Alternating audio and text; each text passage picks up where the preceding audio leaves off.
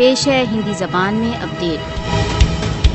मोदी शासन इस प्रकार के कोई भी समाचार जो भारत द्वारा अवैध रूप से अधिकृत जम्मू कश्मीर में उसकी अनुचित कार्रवाइयों को व्यक्त करते हैं कि रिपोर्टिंग न किए जाने हेतु भयभीत करने के लिए विभिन्न चालें अपनाए हुए है।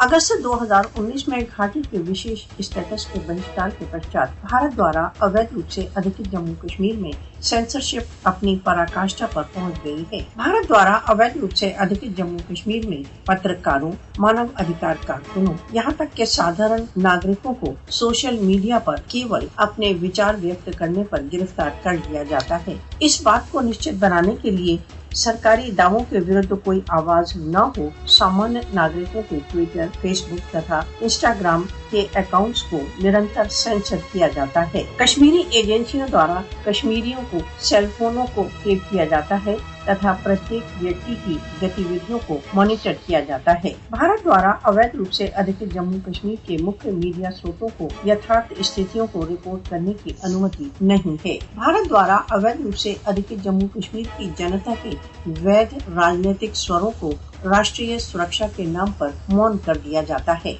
भारत द्वारा अवैध रूप से अधिकृत जम्मू कश्मीर में नवीन सेंसर व्यवस्था का लक्ष्य कश्मीरियों को घुटने टेकने पर विवश करना तथा उनके स्वर को भारतीय नीतियों के अनुरूप करना है। भारत को याद रखना चाहिए कि वह कठोर सेंसरशिप द्वारा भारत में क्या हो रहा है को नहीं छिपा सकता।